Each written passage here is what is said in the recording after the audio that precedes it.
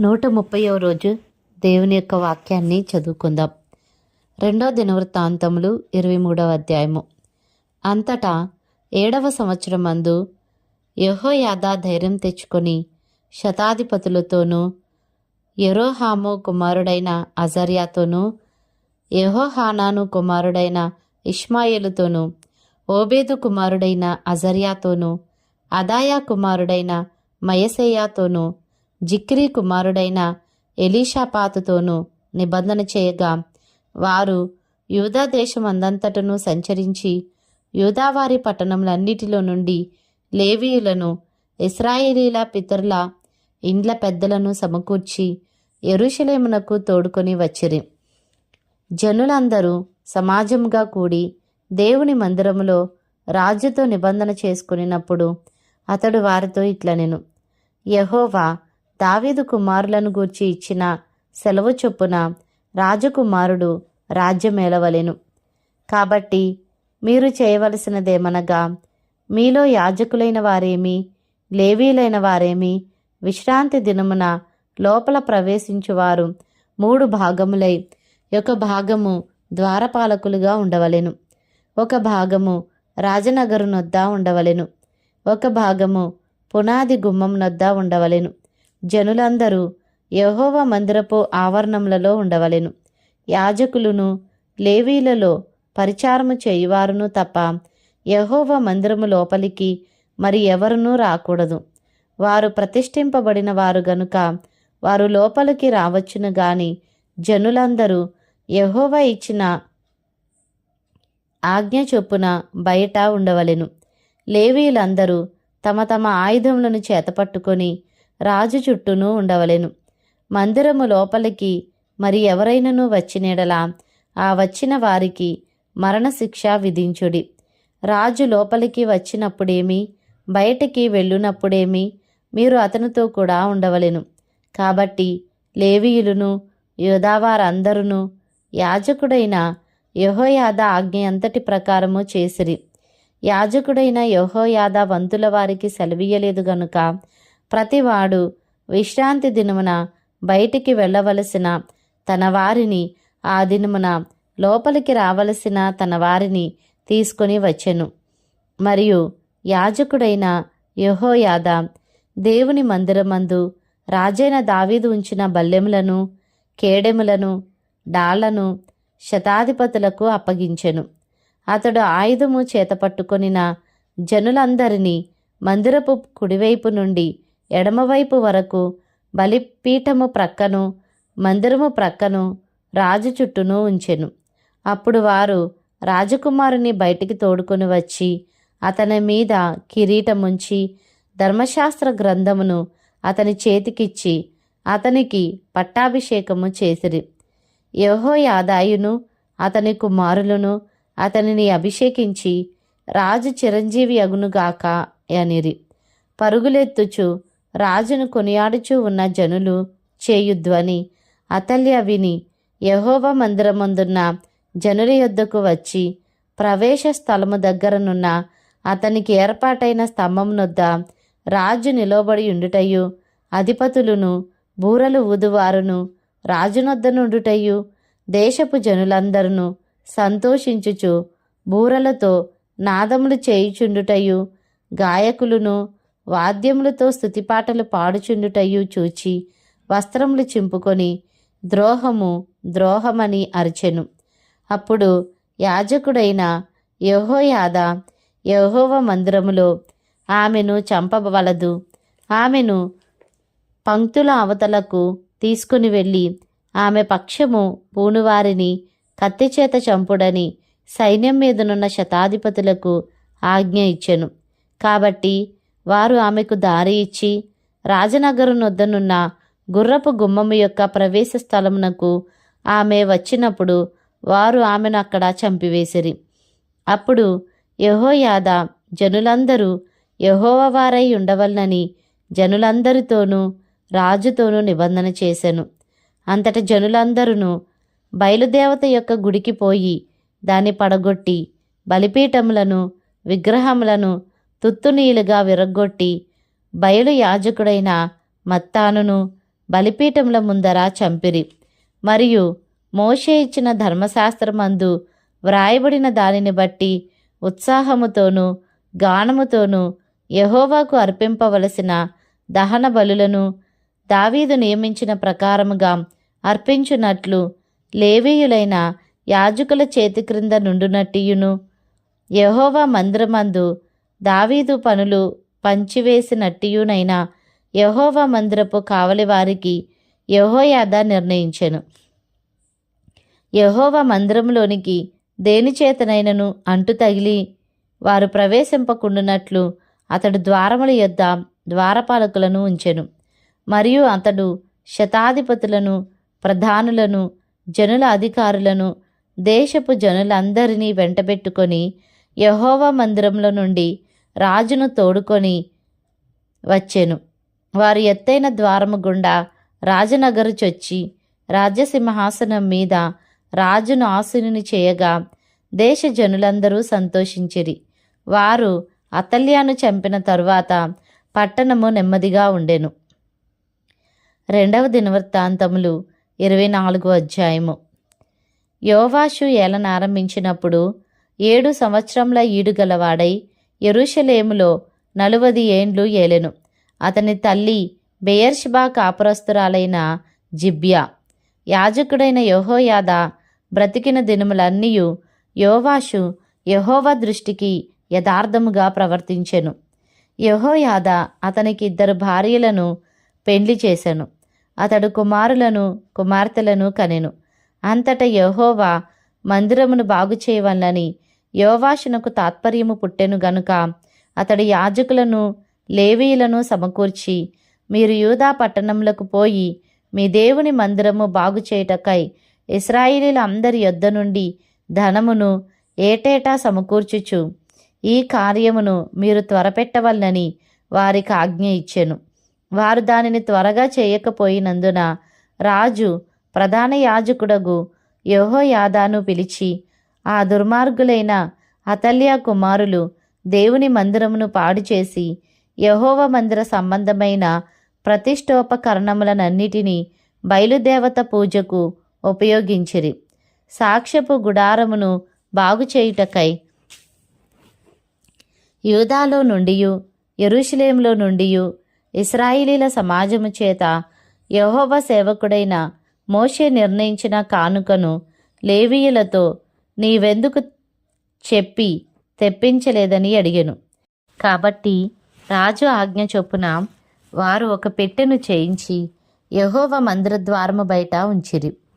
మరియు దేవుని సేవకుడైన మోషే అరణ్యమందు ఇశ్రాయేలీలకు నిర్ణయించిన కానుకను యెహోవా యొద్దకు జనులు తేవలనని యూదాలోను యెరూషలేములోను వారు చాటించిరి. కాగా అధిపతులందరూ జనులందరూ సంతోషముగా కానుకలను తీసుకొని వచ్చి చాలినంత మట్టుకు పెట్టెలో వేసిరి. లేవీయులు ఆ పెట్టెను రాజు విమర్శించు స్థలమునకు తెచ్చుచూ వచ్చిరి. అందులో ద్రవ్యము విస్తారముగా నున్నట్టు కనబడినప్పుడెల్లా రాజు యొక్క ప్రధాన మంత్రియు ప్రధాన యాజకుడు నియమించిన పై విచారణకర్తయు వచ్చి పెట్టెలోనున్న ద్రవ్యమును తీసి యథాస్థానమందు దానిని ఉంచుచూ వచ్చిరి. వారి చొప్పున పలుమారు చేయుట చేత విస్తారమైన ద్రవ్యము సమకూర్చబడెను. అప్పుడు రాజును యెహోయాదాయును యెహోవా మందిరపు పనిచేయు వారికి దానినిచ్చి యెహోవా మందిరమును బాగు చేయుటకై కాసెవారిని వడ్లవారిని యెహోవా మందిరమును బలపరచుటకు ఇనుప పని ఇత్తడి పని చేయువారిని కూలికి కుదిర్చిరి. ఈలాగున పనివారు పని జరిగించి సంపూర్తి చేసిరి. వారు దేవుని మందిరమును దాని యథాస్థితికి తెచ్చి దాన్ని బలపరిచిరి. అది సిద్ధమైన తరువాత మిగిలిన ద్రవ్యమును రాజునొద్దకును యెహోయాదా యొద్దకును తీసుకుని రాగా వారు దాని చేత యెహోవా మందిరపు సేవయందు ఉపయోగపడునట్లును దహన బలుల నర్పించుటయందు ఉపయోగపడునట్లును ఉపకరణములను గరిటెలను వెండి బంగారముల ఉపకరణములను చేయించిరి. యెహోయాదాయున్న ఎన్ని దినములు యెహోవా మందిరంలో దహన బలులు నిత్యమును అర్పింపబడెను.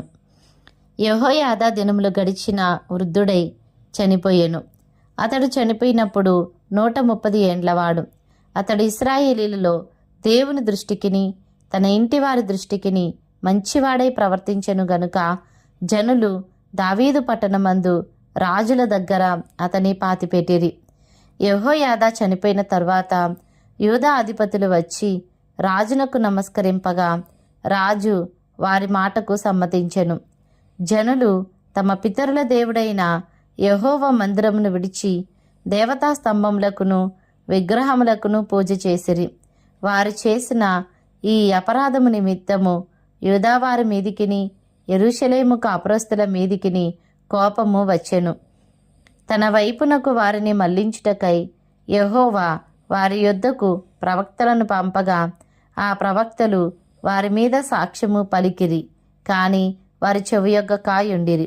అప్పుడు దేవుని ఆత్మ యాజకుడగు యెహోయాదా కుమారుడైన జకర్యా మీదికి రాగా అతడు జనుల ఎదుట నిలబడి, మీరెందుకు యెహోవా ఆజ్ఞలను మీరుచున్నారు? మీరు వర్ధిల్లరు. మీరు యెహోవాను విసర్జించితిరి గనుక ఆయన మిమ్మును విసర్జించి ఉన్నాడని దేవుడు సెలవిచ్చుచున్నాడు అనెను. అందుకు వారు అతని మీద కుట్ర చేసి రాజు మాటను బట్టి యెహోవా మందిరపు ఆవరణము లోపల రాళ్ళు రువ్వి అతన్ని చావగొట్టిరి. ఈ ప్రకారము రాజైన యోవాషు జకర్యా తండ్రి అయిన యెహోయాదా తనకు చేసిన ఉపకారమును మరిచినవాడై అతని కుమారుని చంపించెను. అతడు చనిపోవునప్పుడు యెహోవా దీన్ని దృష్టించి దీనిని విచారణలోనికి తెచ్చునుగాకాయనెను. ఆ సంవత్సరాంతమందు సిరియా సైన్యము యోవాషు మీదికి వచ్చెను. వారు యూదాదేశం మీదికిని యెరూషలేము మీదికిని వచ్చి శేషము లేకుండా జనుల అధిపతులందరినీ హతము చేసి తాము పట్టుకొనిన కొల్ల సొమ్మంతయు దమస్కు రాజు నొద్దకు పంపిరి. సిరియనులు చిన్న దండుతో వచ్చినను యూదావారు తమ పితరుల దేవుడైన యెహోవాను విసర్జించినందుకై యెహోవా వారి చేతికి అతి విస్తారమైన ఆ సైన్యమును అప్పగింపగా యోవాషుకు శిక్ష కలిగెను.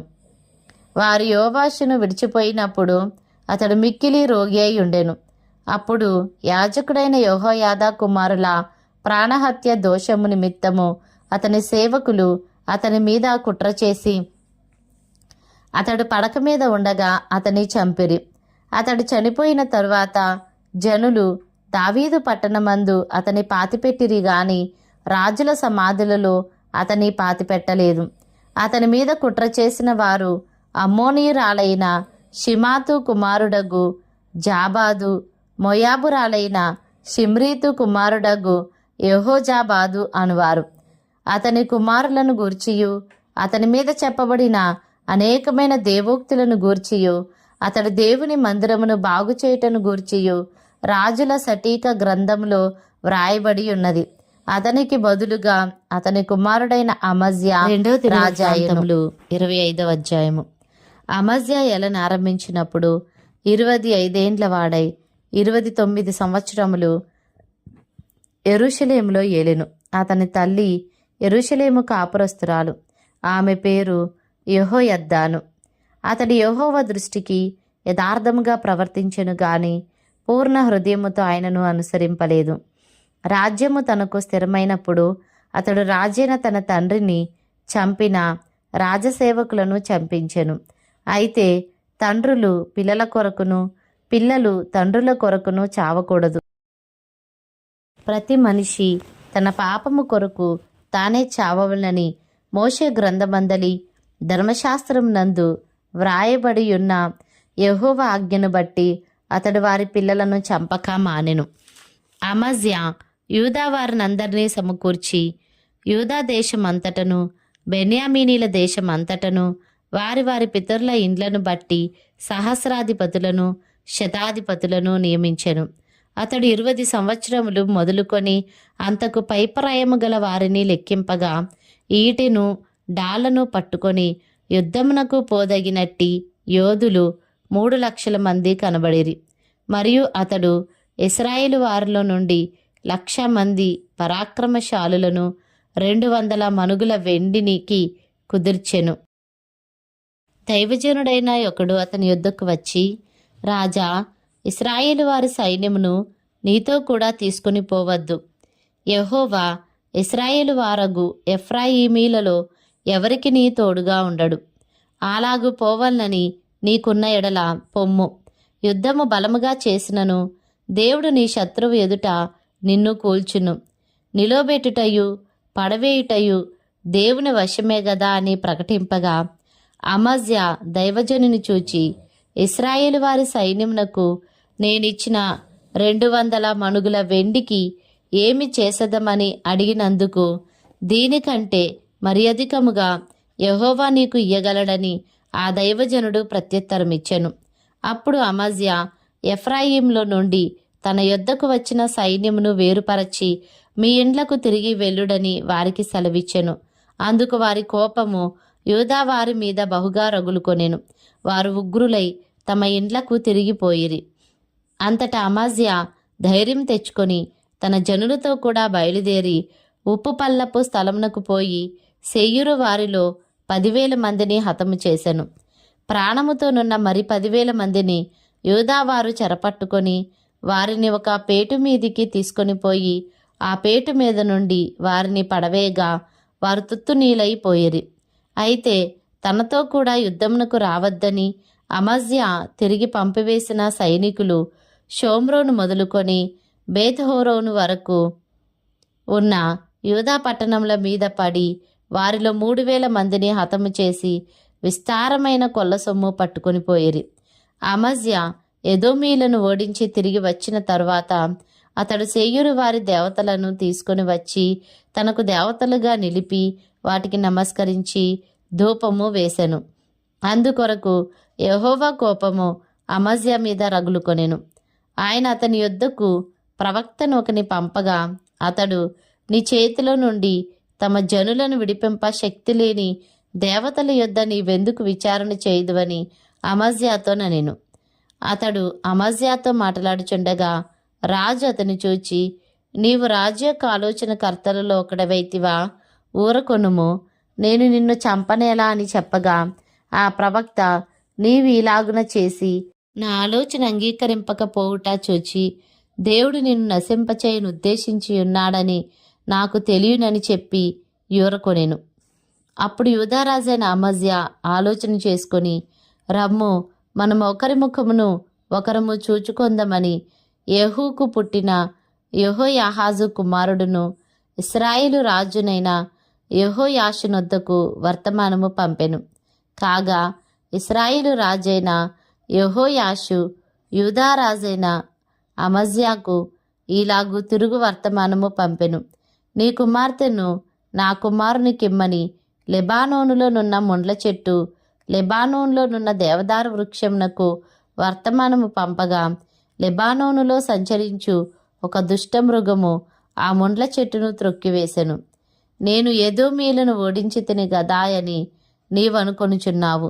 నీ హృదయము నీవు గర్వించి ప్రగల్భములాడునట్లు చేయుచున్నది. ఇంటి యొద్ద నిలిచియుండుము. నీవు నా జోలికి వచ్చి కీడు తెచ్చుకొనుట ఎందుకు? నీవును నీతో కూడా యూదావారును అపజయమొందుట ఎందుకు?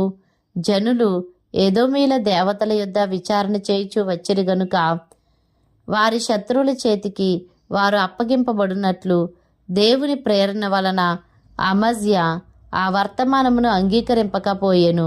ఇశ్రాయేలు రాజైన యెహోయాషు బయలుదేరగా యూదాదేశమునకు చేరిన బేత్షెమెషులో అతడును యూదారాజైన అమజ్యాయును ఒకరి ముఖము ఒకరు చూచుకొనిరి. యూదావారు ఇశ్రాయేలు వారి ఎదుట నిలవలేక ఓడిపోగా ప్రతి వాడును తన తన గుడారమునకు పారిపోయెను.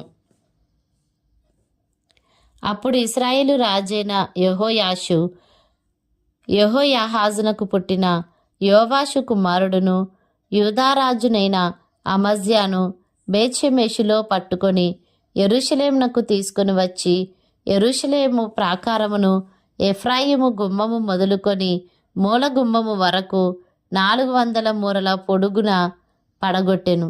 అతడు దేవుని మందిరములో ఓబేదెదోము నొద్దనున్న వెండి అంతయు బంగారం అంతయు ఉపకరణములన్నీయు రాజు నగరునందున్న సొమ్మును కుదవ పెట్టబడిన వారిని తీసుకొని షోమ్రోనునకు తిరిగి వెళ్ళెను. ఇశ్రాయేలు రాజును యెహోయాహాజు కుమారుడునైన యెహోయాషు మరణమైన తరువాత యూదా రాజును యోవాషు కుమారుడునైన అమజ్యా 15 సంవత్సరములు బ్రతికెను. అమజ్యా చేసిన ఇతర కార్యములు యూదా ఇశ్రాయేలు రాజుల గ్రంథమందు రాయబడి ఉన్నది. అమజ్యా యెహోవాను అనుసరించుట మానివేసిన తరువాత జనులు యెరూషలేములో అతని మీద కుట్ర చేయగా అతడు లాకీషునకు పారిపోయెను. అయితే వారు అతని వెనుక లాకీషునకు మనుషులను పంపి అతని అక్కడ చంపి గుర్రముల మీద అతని శవము ఎక్కించి తీసుకొని వచ్చి యూదా పట్టణమందు అతని తండ్రుల యొద్ద అతన్ని పాతిపెట్టిరి.